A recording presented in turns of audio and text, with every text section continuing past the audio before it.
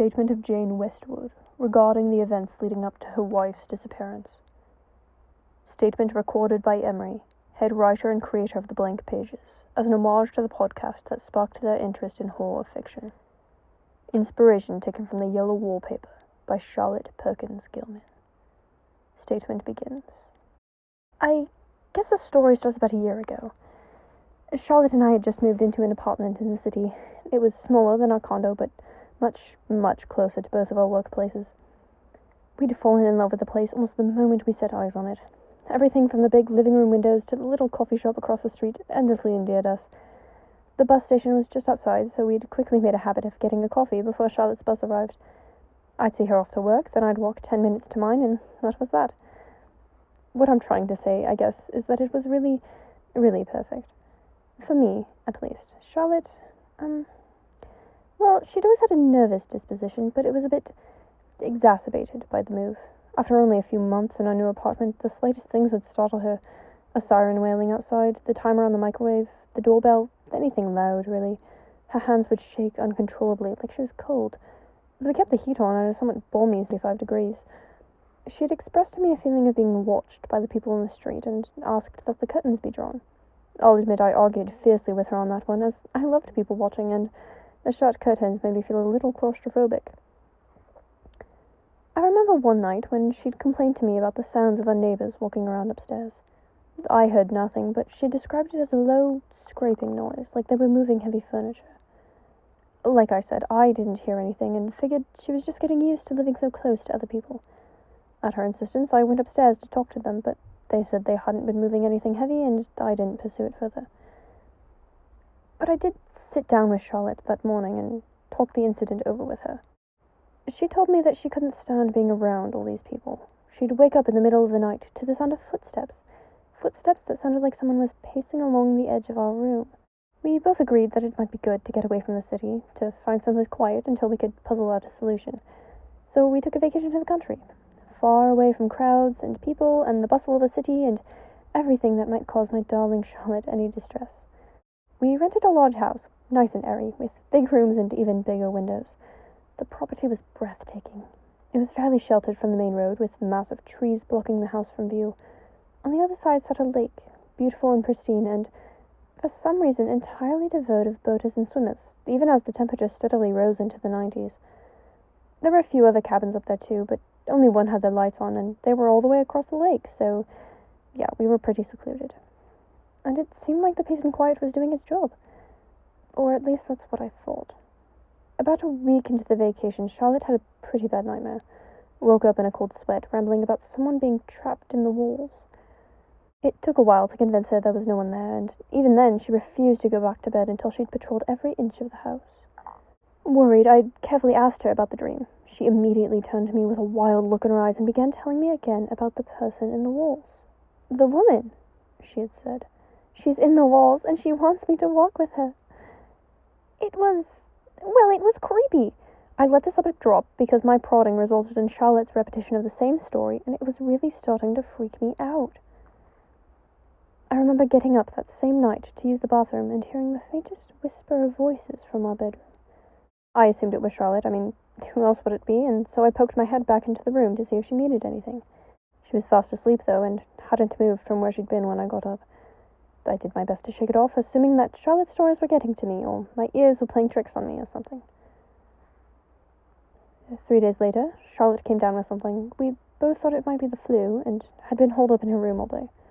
Or, more accurately, she was holed up in the guest bedroom, because she was being considerate and didn't want to get me sick.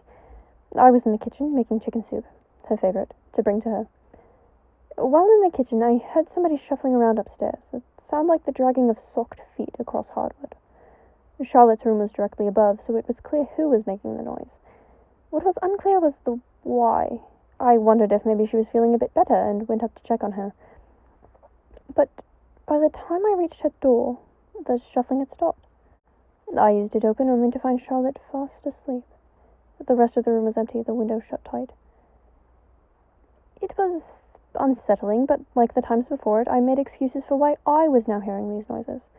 By the time I got back to the kitchen, I'd convinced myself it was just the house's natural settling noises, nothing more than the wood gently protesting against gravity.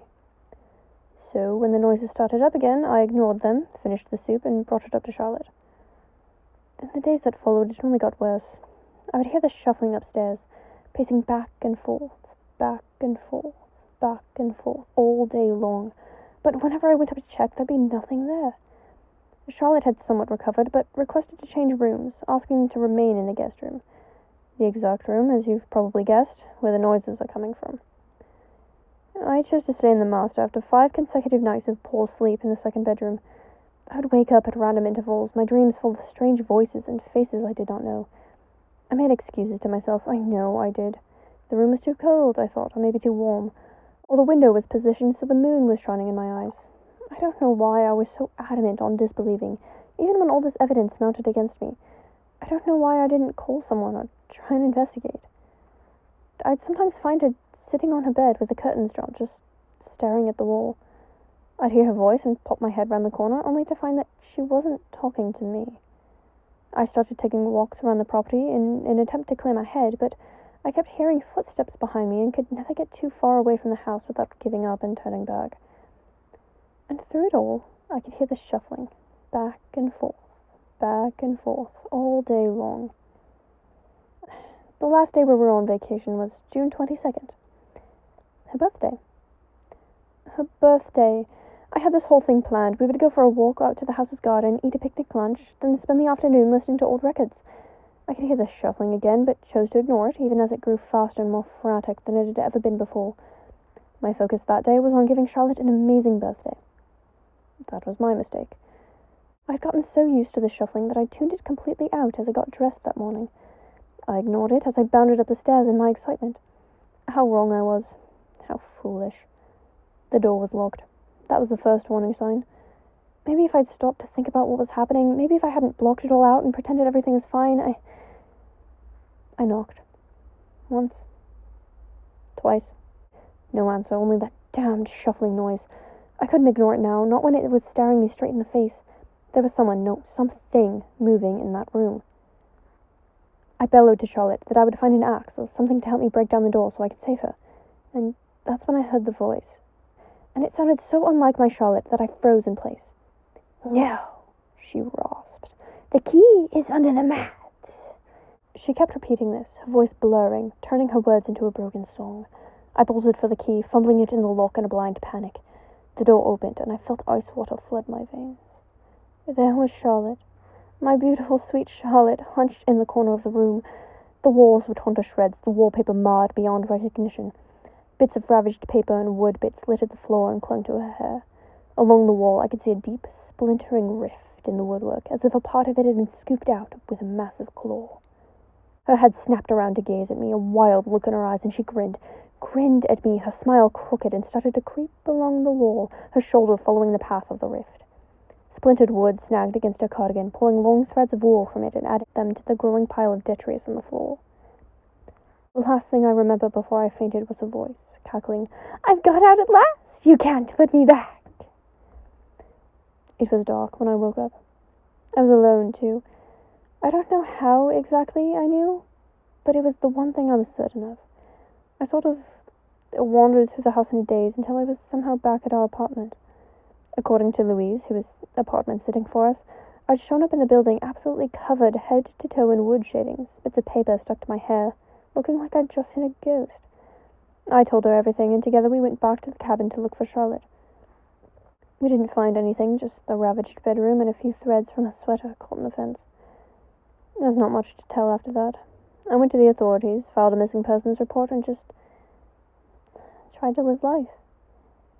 But I can still hear the shuffling. Even when it's not completely quiet, I can hear the faintest scuff of a footstep, the echo of a sock against wood.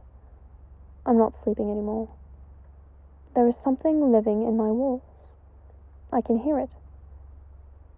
It's coming for me. I can hear it. It walks back and forth, and it will not stop until I walk with it. Statement ends.